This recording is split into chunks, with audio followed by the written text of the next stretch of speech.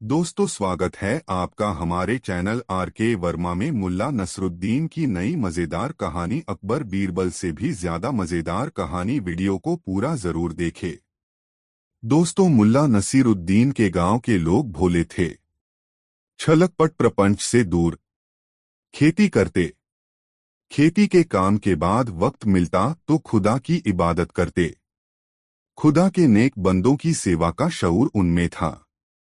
गांव में जब कभी भी कोई बाहरी आदमी आता तो उसकी हर तरह से सहायता करते। उनकी ख्वाहिश होती कि जब वह बंदा उनके गांव से लौटे तो अपने लोगों से बताए कि एक गांव ऐसा भी है जहां के लोग बिना किसी स्वार्थ के एक दूसरे की सहायता करते हैं। उस गांव में एक दिन एक मौलवी आया।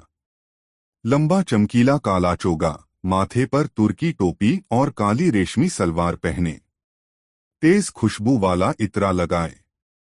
वह मौलवी चेहरे मोहरे से भी सुंदर था। चमकीली उभारदार आंखों वाले उस शख्स की दाढ़ी करीने से सवारी गई थी। कदकाठी से भी वह तंदुरुस्त था। उस शख्स की चाल में गुरूर था और बातों में बुलंदी। बेहद गड़गड़ाती हुई रोबीली आवाज थी उसकी। वह टूटी फूटी तुर्की भाषा में गांव के लोगों से 2-3 दिन रहने की जगह चाह रहा था। गांव के लोग मेहमानवाज तो थे ही। एक संपन्न किसान ने उसे अपने घर चलने के लिए आमंत्रित कर लिया। मौलवी ने उस संपन्न किसान के आमंत्रण को यह कहकर ठुकरा दिया कि वह तो खुदा का बंदा है, उसे तो ऐसी जगह पर ठहरना है जहां पर खुदा के नूर के प्यासे लोग आकर उससे बेझिझक मिल सकें, अपनी परेशानी बता सकें। किसी संसारी के घर ठहरने से खुदा के काम में बरकत नहीं आएगी। गांव के मेहमानवाज लोगों ने समझा यह जरूर कोई पहुंचा हुआ फकीर है, दुनिया की बातों से ऊपर उठ गया है, तभी तो इस धनी आदमी के घर जाने से इनकार कर रहा है। गांव वालों ने आपस में विचार कर उसके रहने की व्यवस्था गांव के चौपाल में कर दी। अपने रहने की व्यवस्था को अपने मन के माकूल पाकर मौलवी ने गुंजीली आवाज और अटपटी भाषा में उनके प्रति अपना आभार जताया। लोग उसकी बात तो नहीं समझ रहे थे, मगर बोलने के साथ साथ हो रहे अंग संचालन से वे समझ रहे थे कि यह व्यक्ति उनके प्रति आभार व्यक्त कर रहा है। फिर उस मौलवी ने बहुत नाटकीय अंदाज से आसमान की तरफ हाथ उठाकर गुंजीली आवाज में कुछ कहा, फिर सजदे में झुक गया। जब वह सजदे से उठा तो ग्रामीणों से मुखातिब होकर टूटी फूटी तुर्की में बोला, परवरदिगार बहुत नरम दिल है, वह सबके गुनाह माफ करता है और जो जहां है उसके लिए वहीं उसके लायक भोजन का प्रबंध करता है। वह चींटी से लेकर हाथी तक के भोजन का इंतजाम करता है, मगर कभी उनके पास एहसान जताने नहीं जाता है और न सोचता है कि किसको क्या दे दिया। मौलवी की बात सुनकर गांव के लोग श्रद्धा से भर गए। वाह, कितना पहुंचा हुआ आदमी है! इसकी आंखों की चमक बताती है कि इसने जीवन के रहस्य को समझ लिया है। इसके पास बैठने से कितना सुकून मिलता है। गांव के लोग मौलवी के सामने विनयपूर्वक बोले, जनाब, आप भोजन में क्या पसंद करेंगे? हम लोग आपके लिए आपकी पसंदीदा वस्तु लेकर शाम को पहुंच जाएंगे। आप भोजन करने के बाद हम जाहिलों को थोड़ी ज्ञान की बातें इसी तरह सुनाना ताकि हमारी आत्मा पर बैठी धूल हटे, हम भी ज्ञान के आलोक से दमकें। फिर गांव वालों ने मौलवी से कुछ भेंट स्वीकार करने की गुजारिश भी की। गांव वालों की गुजारिश सुनकर मौलवी ने अपनी गुंजीली आवाज में कहा, मेरी कोई इच्छा नहीं। तुम लोगों की इतनी श्रद्धा है कि मैं नहीं कह पा रहा हूं। बस अपनी श्रद्धा के मुताबिक जो लाना चाहो ले आना। भोले ग्रामीणों को यह स्वीकृति खुदा की देन जैसी महसूस हुई और वे आपस में बातें करते हुए अपने घरों की तरफ जाने लगे। देखा, इसको कहते हैं लोभ और मोह से मुक्त हो जाना। अरे, पहुंचे हुए लोग खुद के लिए नहीं जीते, उन्हें पाने की कोई कामना नहीं होती, वे देने के लिए पाते हैं। जो जैसा देता है खुदा के घर से वैसा ही पाता है। फिर चर्चा चल पड़ी कि मौलवी के लिए कौन क्या लाएगा। किसी ने कहा कि वह तंदूरी रोटी लाएगा तो किसी ने कहा मुसल्लम। किसी ने शाही हलवा बनवाने की बात कही तो किसी ने शाही पनीर बनवाने का बीड़ा उठाया। ग्रामीण खुश थे कि उन्हें एक पवित्र आत्मा की सेवा करने का मौका मिल रहा है। मुल्ला नसीरुद्दीन उस दिन गांव से बाहर गया हुआ था। शाम को जब वह गांव की गलियों से गुजर रहा था तो उसने महसूस किया कि प्रायः हर घर से पकवानों की खुशबू उठ रही है। वह दिमाग पर जोर डालने लगा मगर उसे यह याद नहीं हो पाया कि आज कोई त्योहार है। उसने मन ही मन सोचा, आज न तो कोई तीज त्योहार है और न किसी की शादी, फिर क्यों हर घर से पकवानों की खुशबू आ रही है। ऐसा पहले तो कभी नहीं हुआ। यही सोचते हुए वह अपने घर पहुंचा। घर में प्रवेश करते ही उसे अपने घर से भी जाफरानी बिरयानी की खुशबू उमड़ती सी लगी। उसने सोचा, अच्छा तो गांव की हवा हमारे घर में भी फैल चुकी है। चलो देखें माजरा क्या है। वह सीधे रसोई में पहुंचा। जाफरानी सुगंध से रसोई महमह कर रही थी। बिरयानी बनाने में उसकी बेगम इतनी मशगूल थी कि उसे इस बात का एहसास तक नहीं हुआ कि मुल्ला नसीरुद्दीन रसोई में आकर खड़ा हो गया है। अचानक वह कुछ लेने के लिए मुड़ी, तब मुल्ला नसीरुद्दीन को देखकर चौंकी और उसके मुंह से हठात निकला, अरे तुम आ गए, मुझे तो पता ही नहीं चला। उसके तुरंत बाद उसने उत्साहपूर्वक सूचना दी, जानते हो अपने गांव में खुदा का एक नेक बंदा आया है। सचमुच खुदा का नूर बरसता है उस पर। शरीर और सेहत से मस्त मलंग है वह। किसी का कुछ लेना उसे पसंद नहीं। गांव वालों के सामने ही रहमत मियां उसे अपने घर ले जा रहे थे मगर उसने उनके यहां जाने से इनकार कर दिया। कहा, मैं तो खुदा का बंदा हूं, किसी के घर कैसे ठहर सकता हूं। मैं तो ऐसी जगह ठहरूंगा जहां गरीब से गरीब आदमी भी मुझसे मिल सके। गांव वालों ने उसे चौपाल में ठहराया है। वहां कोई भी उससे मिल सकता है। मैं यह बिरयानी उसके लिए ही बना रही हूं। तो वह किसी से कुछ नहीं लेता और तुम उसके लिए बिरयानी बना रही हो? मुल्ला नसीरुद्दीन ने अपनी बेगम से पूछा। उसकी आवाज में व्यंग्य का पुट था। हाँ सच्ची, उसकी बेगम मासूमियत से बोली। और उस शख्स पर खुदा का नूर बरसता है? मुल्ला नसीरुद्दीन ने पूछा। हाँ सच्ची, उसी मासूमियत से बेगम ने जवाब दिया। तुमने उसे देखा है? मुल्ला नसीरुद्दीन ने संजीदगी से सवाल किया। नहीं, मैंने नहीं देखा है। मुझे तो नसीरा बेगम ने बताया कि गांव के कई घरों में उसके लिए खाना तैयार हो रहा है। पता नहीं किस खुशकिस्मत के घर का खाना मौलवी साहब कबूल करें, बेगम ने तत्परता से बताया। मुल्ला नसीरुद्दीन ने हंसते हुए कहा, और इसलिए तुम सोने से भी महंगे जाफरान का इस्तेमाल कर उसके लिए बिरयानी बनाने में जुटी हो कि वह खुशकिस्मती तुम्हें हासिल हो जाए, है न? तुम मेरा मजाक क्यों उड़ा रहे हो? मैंने क्या गलत किया? गांव के हर घर से उस पवित्र आत्मा के लिए कुछ न कुछ पकवान उसके पास जाएगा। अपने घर से न जाता तो अच्छा नहीं लगता न? तुम अभी अपने कपड़े नहीं बदलना, बिरयानी तैयार है। मैं उसके लिए बिरयानी निकाल देती हूँ। मैंने जायके का पूरा ख्याल रखकर यह बिरयानी बनाई है। तुम उसे चौपाल तक ले जाओ और मौलवी साहब को जिमा आओ। गरम गरम बिरयानी से ही सही जायका मिलेगा, बेगम ने मुल्ला नसीरुद्दीन से कहा। मुल्ला नसीरुद्दीन ने भी सोचा, चलो इस बिरयानी के बहाने जरा उस पवित्र आत्मा को देख आए। बेगम ने बिरयानी निकाली, उसे एक डिब्बे में बंद किया। एक तश्तरी और एक चम्मच के साथ डिब्बे को एक झोले में रखकर मुल्ला नसीरुद्दीन को थमा दिया। मुल्ला नसीरुद्दीन एक हाथ में झोला लिए अपने गधे पर सवार हुआ और पहुंच गया चौपाल। चैपाल के बाहर वह थोड़ी देर तक वहां का रंगढंग देखने के लिए गधे पर बैठा रहा।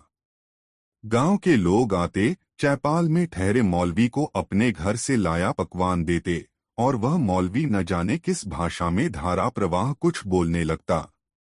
बोलने के दौरान वह अपनी बड़ी बड़ी आंखों से आसमान की ओर देखता। उसके चेहरे पर रहस्यमय मुस्कान खेलने लगती और वह अपनी दोनों भुजाएं फैलाकर टूटी फूटी तुर्की भाषा में बोलता, खुदा बहुत रहमदिल है। वह सबके लिए सोचता है। कायनात में जो जहां है उसके लिए वही भोजन भेजता है, चाहे वह चींटी हो या हाथी। मुल्ला नसीरुद्दीन ने थोड़ी देर तक मौलवी का यह नाटक देखा और वह समझ गया कि यह फरेबी इंसान अपने को ज्ञानी और ध्यानी प्रमाणित करने के लिए इस प्रकार का आचरण कर रहा है। भोले भाले ग्रामीण मौलवी के इस अंदाज पर फिदा थे और वे मौलवी को जाते समय भेंट देने की योजना बना रहे थे।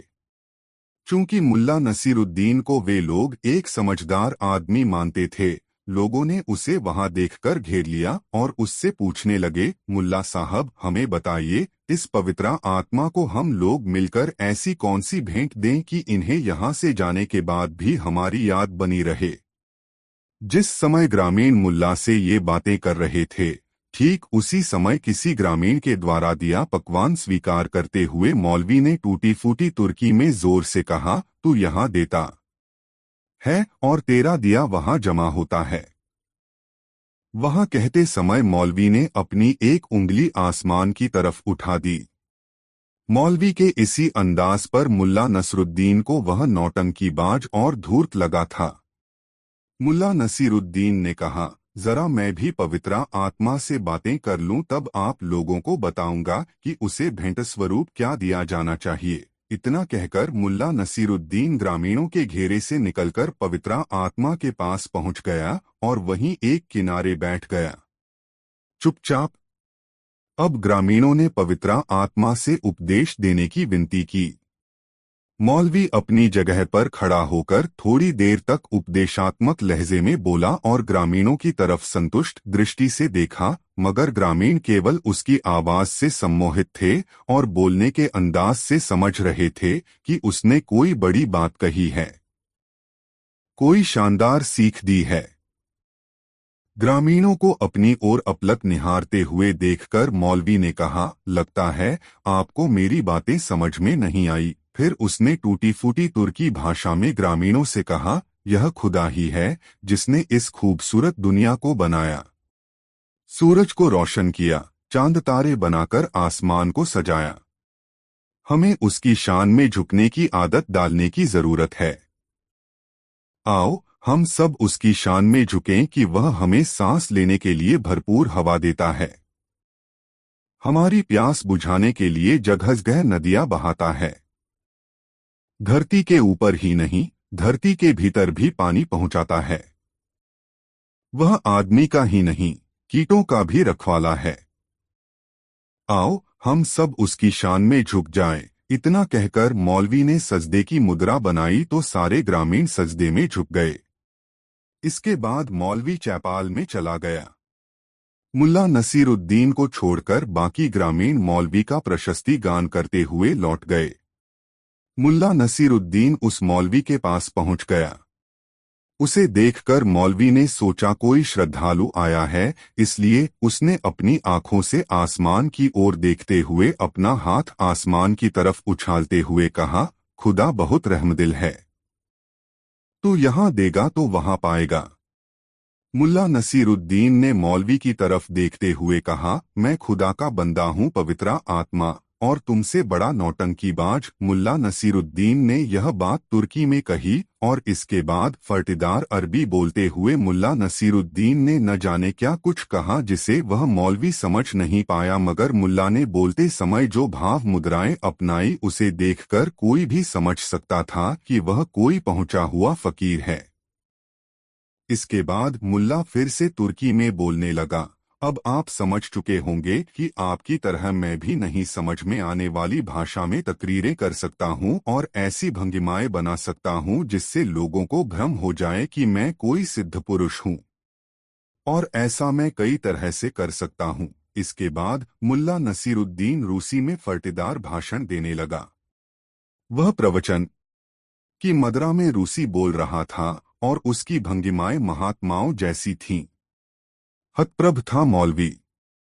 उसने सपने में भी नहीं सोचा था कि गांव में उसे शेर को सवा से मिल जाएगा, किंतु मुल्ला नसीरुद्दीन ने जो नहले पर दहला मारा था उससे उसकी बोलती बंद हो गई थी। अपनी बातों से मुल्ला नसीरुद्दीन मौलवी को इतना पीट चुका था कि उसके मुंह से बोल नहीं फूट रहे थे। यह सब कर चुकने के बाद मुल्ला नसीरुद्दीन ने बहुत अदब से मौलवी के सामने झुकते हुए कहा, अब आप समझ चुके होंगे कि खुदा के इस नेक बंदे में ऐसे और भी कई लाजवाब फन मौजूद हैं। मेरी एक आवाज से जूतों की बरसात होने लगती है और आवाज थोड़ी तीखी हो जाए तो जूते डंडों में तब्दील हो जाते हैं। यदि मेरा यह फन भी देखना है तो सुबह का इंतजार कीजिए। सुबह हमारे गांव के लोग आपके लिए भेंट और चढ़ावा लेकर आएंगे। इतना कहकर मुल्ला नसीरुद्दीन अपने गधे पर उल्टा बैठ गया और गधा उसके घर की तरफ चल पड़ा। टपट पटपाक टपट पटपाक। दोस्तों, गधा मौलवी से दूर होता जा रहा था और मौलवी की तरफ मुंह किए गधे पर बैठा मुल्ला नसीरुद्दीन हाथ हिलाता जा रहा था। मौलवी उसे अपलक देख रहा था। दूसरे दिन जब ग्रामीण उस पवित्र आत्मा के दर्शन के लिए आए तो पाया कि चौपाल सूना पड़ा है। मौलवी का कहीं कोई अतापता नहीं है। वह तो पोल खुल जाने के भय से रात को ही उड़नछू हो गया था। दोस्तों, कहानी कैसी लगी कमेंट में जरूर बताएं। दोस्तों, मुल्ला नसीरुद्दीन जिस गांव में रहता था उस गांव की कुछ विशेषताएं थीं। गांव के लोग एक आचार संहिता का पालन करते थे, जैसे दूसरे के खेत की फसल पर कोई हाथ नहीं लगाता था। किसी के भटके मवेशी को उसके सही मालिक के पास पहुंचाना ग्रामीणों का फर्ज था। किसी के घर में यदि बेटी का विवाह हो तो दहेज में देने के लिए कोई न कोई वस्तु हर घर से विवाह वाले घर में पहुंचता था। इसी तरह लावारिश पड़ी वस्तुओं के लिए भी नियम बने हुए थे। एक नियम था कि यदि राह में किसी को कोई वस्तु गिरी हुई मिले तो उसे 3 बार आवाज देकर पूछना जरूरी था कि यह वस्तु किसकी है। यदि किसी ने उस वस्तु पर अपना दावा कर दिया तो उससे उचित प्रमाण लेकर वह वस्तु उसे सौंप दी जाती थी। इन नियमों में बंधे ग्रामीण आपस में हिलमिलकर रहते थे। गांव में अमन चैन था। एक बार की बात है, मुल्ला नसीरुद्दीन काम से अपने गांव से बाहर गया हुआ था और रात गए अपने गधे पर सवार होकर लौट रहा था। गांव की सीमा में उसने प्रवेश किया ही था कि आकाश में बादल छा गए। फिजा नम हो गई। तेज बवंडर सा उठा और बवंडर के कम होते ही बूंदाबांदी होने लगी। मुल्ला नसीरुद्दीन का गधा जैसे ही अपने घर की गली में घुसा, आसमान में बिजली चमकी और मुल्ला की नजर जमीन पर गिरी एक अंगूठी पर पड़ी। मुल्ला ने बिजली की चमक में पलक झपकते ही देख लिया अंगूठी में हीरा जड़ा था और बिजली की चमक के समय उस हीरे से किरणें छिटकती महसूस हुई थीं, जिसका मतलब था कि हीरा उच्च कोटि का है। हीरे की समझ मुल्ला नसीरुद्दीन को भी थी। मुल्ला नसीरुद्दीन ने गधे को वहीं रोक दिया और अंगूठी को उठा लिया।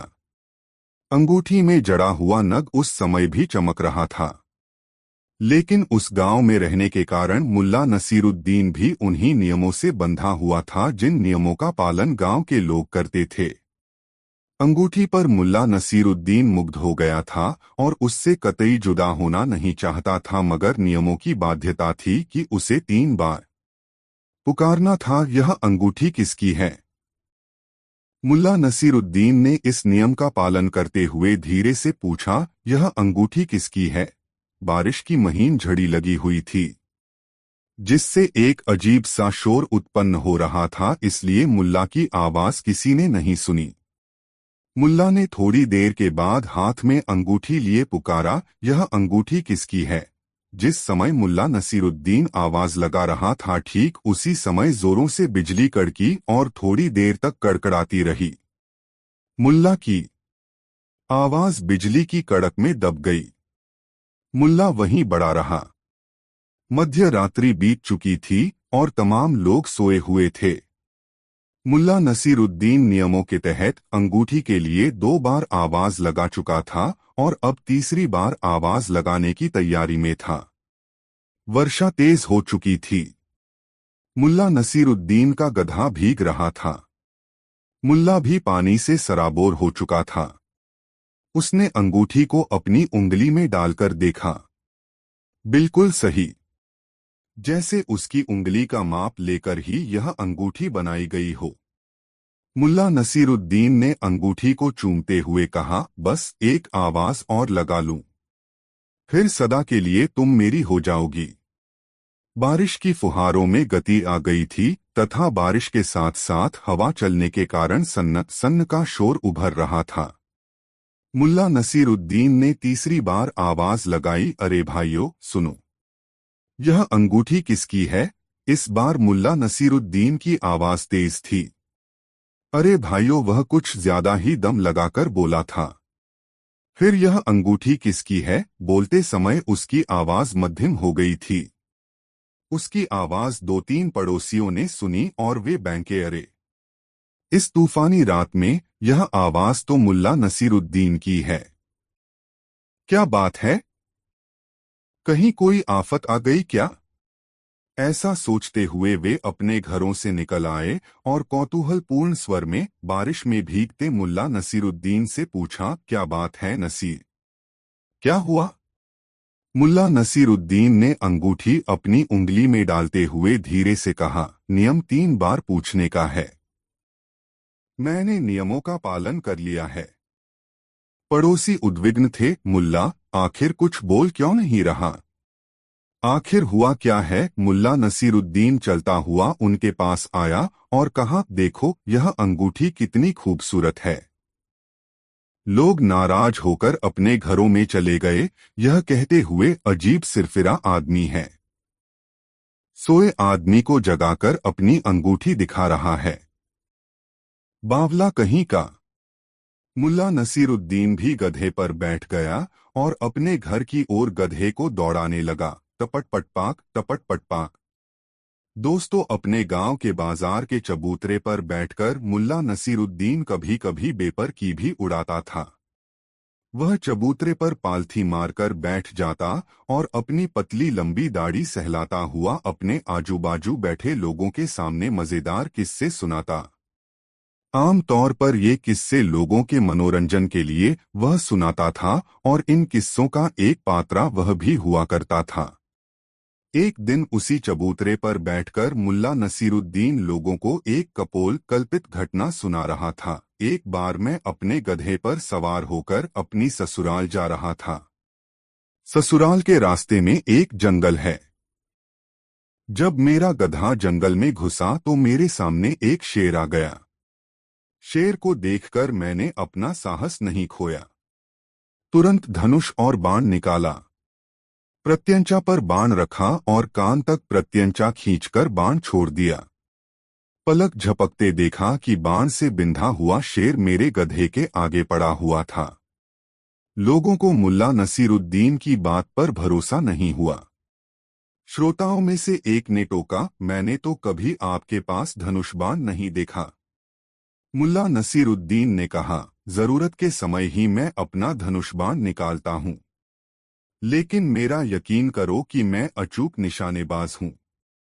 दूसरे श्रोता ने कहा, जब इसे संदेह हो ही गया है तो आप अपना धनुष बाण लाकर इन सबको अपना अचूक निशाना दिखा ही दीजिए।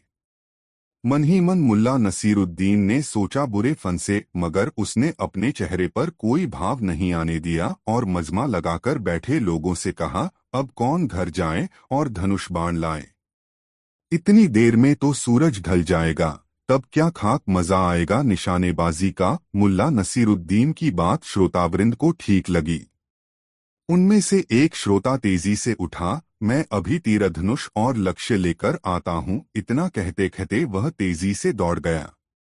थोड़ी ही देर में वह निशानेबाजी का सारा सामान लेकर चबूतरे के पास आया और मुल्ला नसीरुद्दीन को धनुष बाण देकर कहा, मैं लक्ष्य को सामने वाले पेड़ के तने पर लटका कर आता हूं। मेरे आने के बाद आप अपनी निशानेबाजी दिखाना। मुल्ला के पास हामी भरने के सिवा और कोई चारा नहीं था। लक्ष्य बांधकर वह व्यक्ति लौट आया और मुल्ला नसीरुद्दीन से कहा, अब चलाइए बाण। मुल्ला नसीरुद्दीन ने पहला बाण छोड़ा जो लक्ष्य से बहुत पहले रास्ते में ही गिर पड़ा। सभी हंसने लगे। मुल्ला ने कहा, यह निशाना मेरा नहीं था। ऐसे बाण चलाया करते हैं हमारे कोतवाल। लोग फिर हंस पड़े। मुल्ला को दूसरा बाण दिया गया। मुल्ला ने इस बार थोड़ा और जोर लगाकर प्रत्यंचा खींची। बाण छूटा मगर लक्ष्य तक नहीं पहुंचा। लोग फिर हंसने लगे। मुल्ला ने कहा, हंस लो भाइयों, यह थी काजी की निशानेबाजी। ऐसी निशानेबाजी पर मुझे भी हंसी आती है। मुल्ला को फिर तीसरा बाण दिया गया।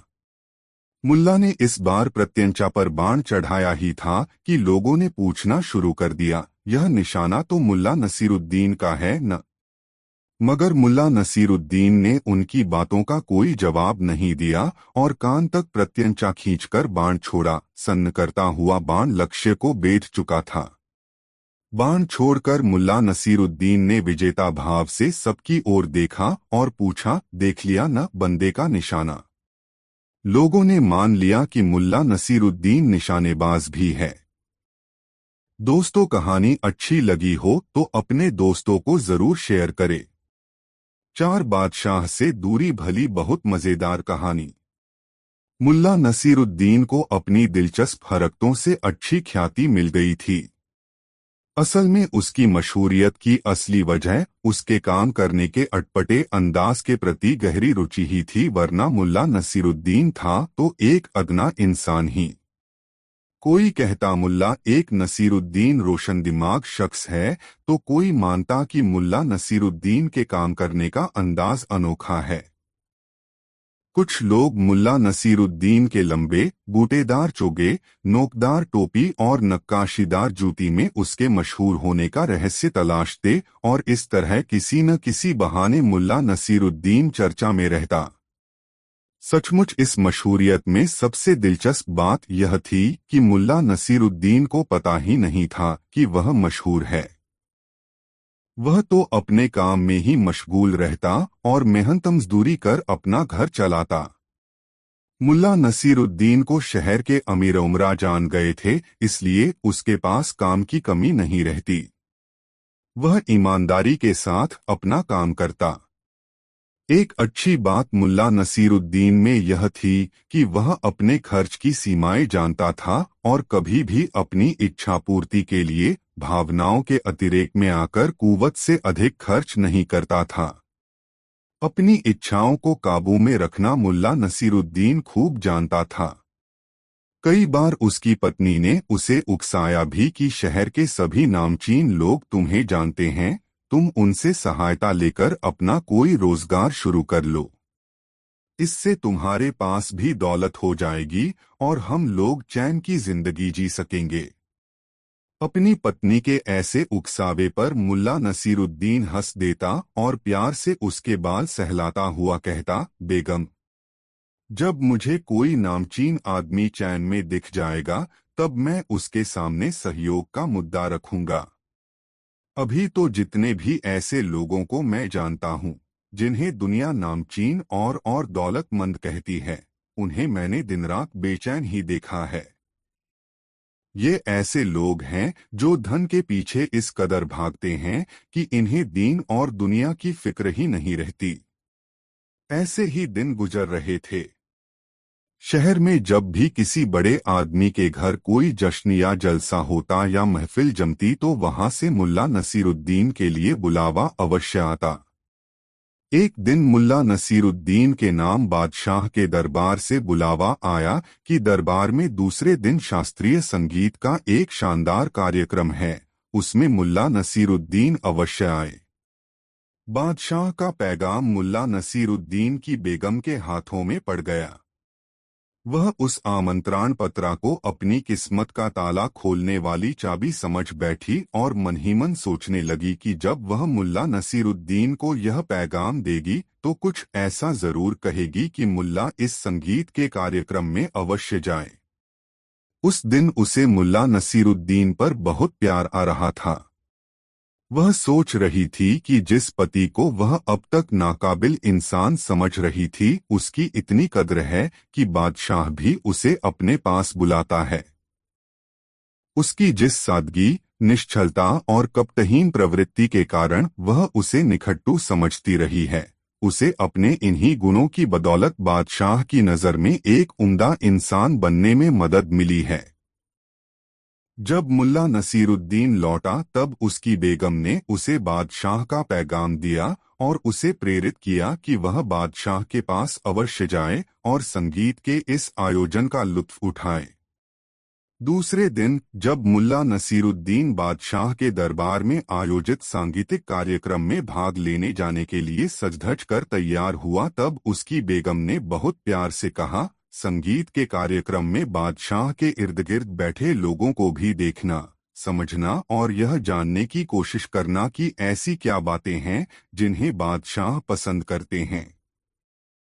क्या पता उस तरह की बातें थोड़े से अभ्यास के बाद तुम में भी पैदा हो जाएं और तुम्हें भी बादशाह की पसंद के लोगों में शुमार किया जाने लगे। इससे हमारी शानो शौकत बढ़ेगी। तुम एक काबिल इंसान हो मगर अब तक तुम्हारी काबिलियत का लाभ परिवार को नहीं मिल पाया है। क्या पता इस बार खुदा तुम्हें बादशाह की नजरों में बस जाने का ही मौका दे दे। बेगम की इन प्यार भरी बातों का मुल्ला पर सीधा असर हुआ। वह अपनी नोकदार टोपी ठीक करते हुए बोला, हाँ बेगम, तुम ठीक कहती हो। इस बार मैं गौर करूंगा कि किन बातों से बादशाह अधिक प्रभावित होता है। इतना कहकर वह बादशाह के दरबार की ओर चल पड़ा। जिस समय मुल्ला नसीरुद्दीन दरबार में पहुंचा, उस समय कार्यक्रम आरंभ नहीं हुआ था। मुल्ला को दरबार में प्रवेश के समय सलाम करने वालों की कमी नहीं थी। मुल्ला नसीरुद्दीन को ले जाकर आगे के तख्त पर बैठाया गया। मुल्ला के तख्त के पास ही बादशाह के बैठने की जगह बनी हुई थी। बादशाह के तख्त के ठीक सामने वह मंच बना था जहां संगीत का कार्यक्रम होना था। थोड़ी देर में ही दरबार खचाखच भर गया और मंच पर कलाकार भी आ गए और अपने साजो सामान के साथ साजिंदे भी। सबसे अंत में बादशाह आए और अपने लिए निर्धारित स्थान पर बैठ गए। कार्यक्रम प्रारंभ हुआ। एक गायक ने तान छेड़ी। उसके पार्श्व में सारंगी, तबला और तानपूरा लेकर बैठे कलाकारों की उंगलियां थिरकने लगीं। संगीत की स्वर लहरियों में दरबार में बैठे लोग डूबने उतराने लगे।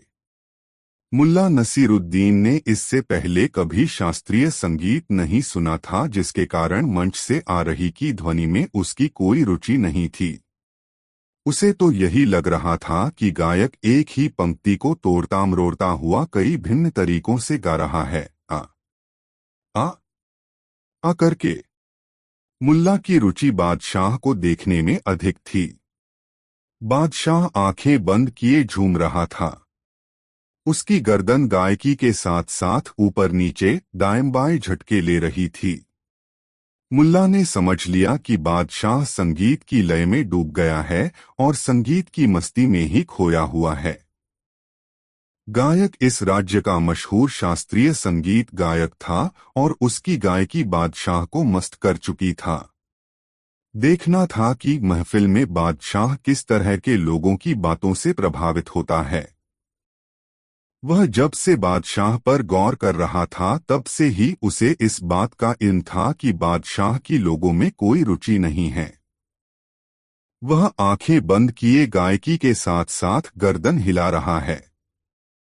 तबले की तरंग से उसकी उंगलियां भी थिरक उठती हैं। सोचते सोचते मुल्ला ने निष्कर्ष निकाला कि बादशाह को प्रभावित करना है तो शास्त्रीय संगीत गाना सीखना होगा। शास्त्रीय संगीत का दौर समाप्त हुआ। भोजन का दौर आरंभ हुआ। मुल्ला नसीरुद्दीन ने देखा बादशाह आगंतुकों के सलाम पर भी तवज्जो नहीं दे रहे, बस उस शास्त्रीय संगीत गायक से ही बात करने में मशगूल हैं। इससे मुल्ला का वह निष्कर्ष और पुख्ता हो गया कि यदि वह शास्त्रीय संगीत सीख ले तब बादशाह के लिए वह भी बहुत महत्वपूर्ण प्राणी बन जाएगा। बादशाह के पास से लौट आने के बाद मुल्ला ने अपनी बेगम को बताया कि बादशाह शास्त्रीय संगीत का दीवाना है। यदि संगीत चल रहा हो तो उसे दुनिया की कोई परवाह नहीं रहती। मैंने सोचा है कि मैं भी शास्त्रीय गायकी सीखकर अपने फन से बादशाह का दिल जीत लूं ताकि तुम्हारी हसरतें पूरी हो सकें। मुल्ला की बातें सुनकर उसकी बेगम बहुत खुश हुई। पहली बार उसे मुल्ला समझदार इंसान की तरह बात करने वाला शख्स दिखा। पत्नी के चेहरे पर प्रसन्नता की चमक देखकर मुल्ला बोला, बेगम मैं जल्दी ही शास्त्रीय गायकी करना सीख लूंगा। मैं गायकी के सबसे बड़े उस्ताद के पास जा रहा हूँ गायकी सीखने। और इस तरह मुल्ला नसीरुद्दीन गायकी के सबसे बड़े उस्ताद के पास गायकी सीखने के इरादे से पहुंच गया। उसने उस्ताद को अपना परिचय बताते हुए कहा, मुझे उम्मीद है कि मुझ में आप एक अच्छा शिष्य अवश्य पाएंगे। उस्ताद ने मुल्ला की बातें सुनकर मुस्कुराते हुए कहा, यह तो ठीक है, मगर मैं गायकी सिखाने के लिए पैसे लेता हूँ। कितना पैसा? उलझन में पड़ते हुए मुल्ला नसीरुद्दीन ने रुआसे स्वर में पूछा। पहले 6 माह तक 100 रुपए प्रति माह, 6 महीने बाद से 10 रुपए प्रति माह, उस्ताद ने उत्तर दिया। मुल्ला नसीरुद्दीन ने मन ही मन संगीत सीखने का गणित समझा और पाया कि अभी संगीत सीखना उसके लिए आर्थिक संकट मोल लेना है। तुरंत उसने कहा, तब ठीक है उस्ताद, मैं 6 माह बाद ही आऊंगा। और उसके बाद मुल्ला नसीरुद्दीन विजी भाव से अपने घर की तरफ चल पड़ा। घर पहुंचकर उसने बेगम से कहा, बेगम, बादशाह से दूर रहना ही बेहतर है, कम से कम इससे मैं तुम्हारे पास तो रह पाऊंगा। इसलिए अब गायक बनने का इरादा त्याग रहा है। बेगम पहली बार मुल्ला के मुंह से ऐसी बातें सुन रही थी। उसे मुल्ला का यह कथन अच्छा लगा और वह शर्माकर अपने कमरे में चली गई। दोस्तों, कहानी पसंद आई हो तो वीडियो को एक लाइक जरूर करें। दोस्तों, कड़ाके की ठंड पड़ रही थी। मुल्ला नसीरुद्दीन के गांव में पत्तों पर ओस की बूंदें जमकर बर्फ की शक्ल में तब्दील होने लगी थीं। गर्म कपड़ों के अलावा जिस्म को कंबल में लपेटे बगैर घर से निकलना किसी के लिए भी मुश्किल था। इस कड़ाके की ठंड में भी कंबल लपेटकर मुल्ला अपनी भेड़ को चराने के लिए निकलता था। मुल्ला ने 1 साल पहले एक मेमना खरीदा था जो उसके लालन पालन से अब एक भेड़ बन चुका था। भेड़ खूब मोटी और तंदुरुस्त थी। गांव में मुल्ला नसीरुद्दीन के जो संगी साथी थे वे इस भेड़ को लोलुप नजरों से देखा करते और प्रायः आपस में चर्चा करते, मुल्ला नसीरुद्दीन की भेड़ तो गजब की है यार, इसका मांस बहुत लजीज होगा। तो कोई कहता, मुल्ला को कहो इस भेड़ की दावत हमें दे। एक दिन मुल्ला के दोस्तों ने बैठकर विचार विमर्श किया कि मुल्ला से क्या कहा जाए कि उस भेड़ का गोश्त खाने को मिले। और इसके बाद बातों का एक ऐसा सिलसिला शुरू हुआ जिसकी कल्पना कभी मुल्ला नसीरुद्दीन ने नहीं की थी। मसलन मुल्ला नसीरुद्दीन एक दिन बाजार जा रहा था। तब उसे अचानक अपना दोस्त हनीफ आता दिखाई पड़ा। हनीफ रास्ते में उसे देखकर रुक गया और जब मुल्ला नसीरुद्दीन उसके पास पहुंचा तो हनीफ ने उसे टोका, सुनो भाई नसीर, तुमने सुना है कि 21 तारीख को ठंड के कारण धरती सिकुड़ जाएगी, जिससे ऐसा जलजला पैदा होगा कि दुनिया ही खत्म हो जाएगी। हनीफ की बात पर मुल्ला नसीरुद्दीन ने कहा, नहीं यार, मैंने नहीं सुना है। मगर यह बात तुमसे किसने कही? मुल्ला नसीरुद्दीन ने हनीफ से पूछा। हनीफ ने जवाब दिया, अरे वही मौलाना जावेद जो मदरसे में विज्ञान की बातें समझाते हैं। अरे मौलाना जावेद तो बिना तर्क के कोई बात ही नहीं करते। जरूर उनकी बात में वजन होता है। उन्होंने कहा है तो ठीक ही होगा। हनीफ की हाँ में हाँ मिलाकर मुल्ला नसीरुद्दीन आगे बढ़ गया। कुछ दूर जाने पर उसे महमूद मिल गया, उसके बचपन का साथी। उसने भी पूछा, नसीर, तुमने सुना 21 तारीख के प्रलय के बारे में? हाँ यार, हनीफ बता रहा था कि मौलाना जावेद से उसने यह बात सुनी है। हाँ यार, यही तो चिंता की बात है। मौलाना जावेद तो कोई बात कहने से पहले उसे विज्ञान की तराजू पर तौलते हैं और जब बात खरी उतरने वाली होती है तब ही कुछ बोलते हैं। महमूद ने कहा, देखें, क्या सच है कौन जाने। मौलाना मिलेंगे तो मैं उनसे पूछूंगा कि दरअसल बात क्या है, मुल्ला नसीरुद्दीन ने कहा और आगे बढ़ गया। इस तरह मुल्ला नसीरुद्दीन से उसका कोई भी दोस्त मिलता तो प्रलय वाली बात जरूर पूछ बैठता। एक दिन मुल्ला नसीरुद्दीन को मौलाना जावेद मिल गए बाजार के रास्ते में। कंबल में खुद को लपेटे लंबे लंबे डग भरते हुए जा रहे थे। मुल्ला नसीरुद्दीन ने सलाम करने के बाद मौलाना से प्रलय वाली बात पूछी और यह बताया कि पूरे गांव के नौजवान कहते फिर रहे हैं कि यह बात मौलाना जावेद ने बताई है। मौलाना जावेद ने जब यह खुलासा सुना तो मुल्ला नसीरुद्दीन से पूछा, नसीर, तुमसे यह बात किस नौजवान ने कही है? मुल्ला नसीरुद्दीन ने उत्तर दिया, हनीफ, महमूद, याकूब सभी तो कह रहे हैं। मौलाना जावेद ने एक लंबी हुंकारी भरी और मुल्ला नसीरुद्दीन से कहा, ये सभी कह रहे हैं तो समझो कि यह उनकी कोई सोची समझी शरारत है और सावधान रहना। इतना कहकर मौलाना जावेद ने अपनी राह ली।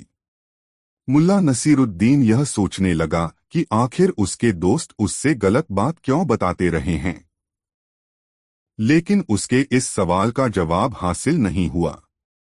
प्रलय वाली बात का सिलसिला जारी रहा और मुल्ला नसीरुद्दीन ऐसा बना रहा जैसे मौलाना जावेद से उसकी कोई बात ही नहीं हुई है। इस तरह 20 तारीख आ गई। मुल्ला नसीरुद्दीन के सभी साथी मुल्ला नसीरुद्दीन के घर पहुंचे और उससे कहने लगे, यार नसीर, हम लोगों को भेड़ का गोश्त खाने की बड़ी इच्छा है। कल प्रलय का दिन है, सारी धरती जलजले का शिकार हो जाएगी। हमारे बचे रहने का कोई कारण नहीं होगा। ऐसे में महज भेड़ के गोश्त के लिए हमारी रूह भटके, ऐसा तो तू भी नहीं चाहेगा यार। तुम्हारे पास भी भेड़ है, बस तू हम सबकी तमन्ना पूरी कर दे। हम सब मिलकर दुआ करेंगे कि तू प्रलय के बाद भी जिंदा रहे। दोस्तों की बात सुनकर मुल्ला नसीरुद्दीन मन ही मन मुस्कुराया और सोचा, भेड़ तो एक दिन कुर्बान होनी ही है। आज दोस्तों के नाम सही। इसके बाद उसने कहा, ठीक है दोस्त, हम लोग भेड़ लेकर नदी किनारे चलते हैं, वहीं इसे ज़ब्ह करेंगे और बनाएंगे।